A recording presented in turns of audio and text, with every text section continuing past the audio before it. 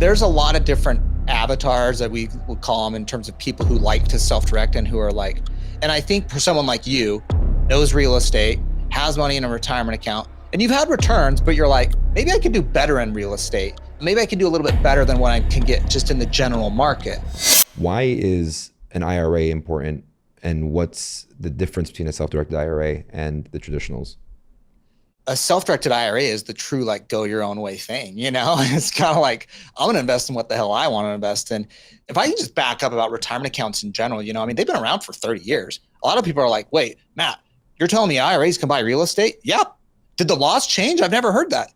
You've always been able to do it. It's just that what happened when retirement accounts came out 30 years ago, Wall Street, and if you're like Morgan Stanley or, you know, Merrill Lynch, or whatever, retirement accounts came out, you're like, a lot of people love these and they're saving all their money in. We better let people open up accounts with us to invest in the things we already sell. We sell investments, right? So we're going to let you open up an IRA account with us or a 401k account with us. And what are you going to be able to buy? What we happen to sell. Our funds. So we're a broker dealer. We don't sell real estate. Why am I going to let your IRA buy real estate? I don't sell that. I don't make money when you buy that. If I'm, you know, Morgan Stanley, let's say, or Fidelity or whoever. So you can kind of buy what we sell. Real estate's always been an asset your IRA can own. Small businesses, you know, nobody thought about crypto, but you can buy it. Any investment asset that's not for personal use, can't like buy a home or something like that, but any investment asset not for personal use, you can buy with your IRA. And so as kind of technology's improved, the internet, frankly, some businesses have gotten some traction in it. It's become much more popular that people are like, oh my gosh, I can actually do this. Here's a number that'll just blow you away. There's $33 trillion in US retirement accounts. Like there's no more money to invest in anything than US retirement accounts. And if you're like out there, someone who's like, maybe you're even just raising capital for real estate. I'm not even talking about people that have retirement accounts. Just think of like raising capital for real estate. You're trying to fund deals. You're going to do a fund. You want a private money lender. You're going to go talk to 50 people that you know. I'm telling you, it is way more likely that the people you're talking to are going to have $100K to invest in your deal in an IRA or 401k than they are in a personal savings account. Yep. This is where all the money is in America. And if you happen to be one of those people that has this little sliver of the $33 trillion, there's over, 150 million people have a freaking IRA. That's like half the country, So like you have your little sliver of this, you can invest it in real estate. And it's not for everybody, but it's for a hell of a lot more people than are currently doing it right now. And for your listeners, you guys, why are you not using your IRA or 401ks to invest in real estate? I go to real estate conferences all the time, and I'm like, how many of you have a retirement account? 2/3 of the room raised their hand. How many of you are invested in mutual funds and stock? 2/3 of the room raised their hand. How many of you can tell me a great mutual fund to buy? Nobody raises their hand. How many can tell you a good real estate investment? Everyone's hand goes up in the room for them, And it's like, what are you guys doing? Why are you buying a mutual fund with your IRA or 401k? You're just being lazy. Yeah, exactly. Well, I sort of look at what your message has been, at least from my naive perspective on Instagram and social, is that you're becoming the self, or you are the self-directed IRA guy, just like Pace Morby has branded himself as the sub 2 guy, right?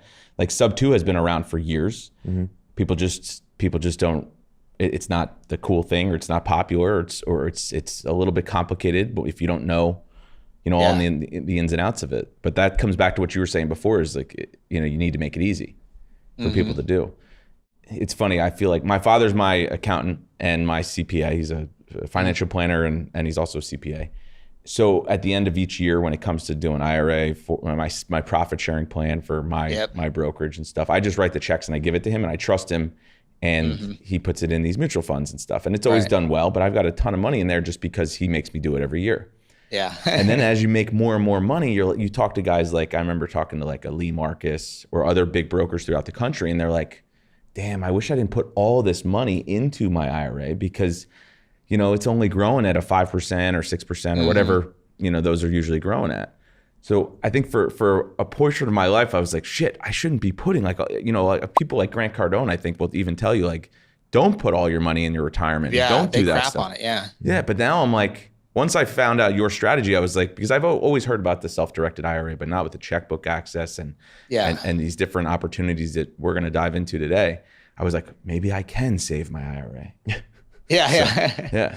There's a lot of different avatars that we would call them in terms of people who like to self-direct and who are like, and I think for someone like you, knows real estate, has money in a retirement account, and you've had returns, but you're like, maybe I could do better in real estate. Maybe I can do a little bit better than what I can get just in the general market, because really you have a competitive advantage, like in the stock market, you're trying to beat Wall Street. You're not going to beat them. You know what I mean? You're like, ooh, I know the next great company. It's going to be, or I knew the next company that's going to make a bunch of money. It's Apple because their next iPhone's amazing. Yeah, you know what? 100 million other people know that too. That's already priced into the stock of that, But you can see a property or a deal that not 100 million people are seeing, right? Yeah. And you can find opportunity that has huge value where you can make money and grow your retirement account. And so for this $33 trillion that's out there, there's so much opportunity. And this is every American has a little, not every American, most Americans have a little slice of this in their IRA or 401k. I just want to throw real estate on the table. And like someone that knows real estate, already invests in real estate or is in the real estate business is a perfect person to go grow and make a bigger retirement. Because that's the goal. When you hit 59 and a half is when you can start pulling money out of your IRA or 401k. The goal is to have the biggest pot of money to pull from. How do you get the biggest pot of money? Well, you could put more money in, but that costs you. Or better, invest it. Well, get higher returns. And if you can do that in real estate versus the S&P 500 or a mutual fund, then you should be doing that. But another candidate, and I want to make sure everybody understands how a Roth account works. So let me back up because I didn't even say what a self-directed IRA is. Let me just back that up. Let's say you have an IRA at Fidelity, okay? And I always get this. People are like, well, I heard you, Matt, and you talked about buying real estate in an IRA. And I called up Fidelity and I told them I want to buy this rental property on 123 Green Street. And Fidelity told me you can't do that. Well, that's not because IRAs can't do it. That's because Fidelity IRAs can't do it. Exactly. They're a broker dealer, right? It's like you walked into McDonald's and asked for a chalupa, You can have chalupas, you just aren't getting at McDonald's. You can buy real estate in an IRA, you're just not getting at Fidelity. Yeah. So you need to go to a self-directed IRA custodian, like our company, Directed IRA, and we'll let you invest in real estate with your IRA, And so, and there's, 20 other companies that do what we do. But now when you come to us, you have your IRA money here and you can just transfer it. If you got an IRA at Fidelity with 200 grand in it, you could move the whole 200 grand over to us. No tax, no penalty. Your IRA is just now at Directed IRA. You could move 100 of it or whatever you wanted to do. There's no tax or penalty to move an IRA. So now your IRA is at Directed IRA. Now you're like, oh, I want to buy that rental on 123 Green Street. We're like, cool. Go get a contract. Go get the property under contract in the name of your IRA. It's not in your name. Your IRA will pay for it. Your IRA gets the rental income. Your IRA gets the gain when you sell it. And it doesn't go on your 1040. It's not taxable to you. So that's a huge benefit to IRAs is I can use that money to go grow wealth for the long haul in a tax efficient manner. And I can invest it in stuff that I think is going to grow better than the mutual fund over at Fidelity. I don't mean to pick on Fidelity, but you know what I mean? Yeah. So that's kind of like what this is. If someone was like, I'm still lost, Matt, what is it? That's what a self-directed IRA is. Yeah. And I think it's super important for realtors because I spoke at a conference. I just came back from Vegas. It's all blending together. Yeah. It was probably like 10 days ago.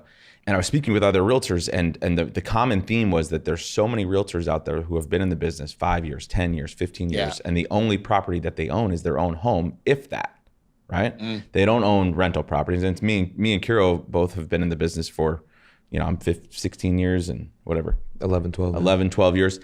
And we both own rental properties, but not nearly as many as we should. Mm-hmm. So the common theme is when you talk to other realtors about why they don't own more income producing assets, they're like, well, I did other things with the money, or I didn't have enough money to do, more than one option. And I think there's people out there like realtors that have money in their IRA, or maybe they have money in a 401k from their prior position before they started real estate, and they don't realize that they could use that money. Yeah. I mean, I spoke at Keller Williams Commercial Summit and like, that room was just like, everybody was like blown away, like, wow, I never knew I could do this, and these are commercial agents, that are in the investment space a lot.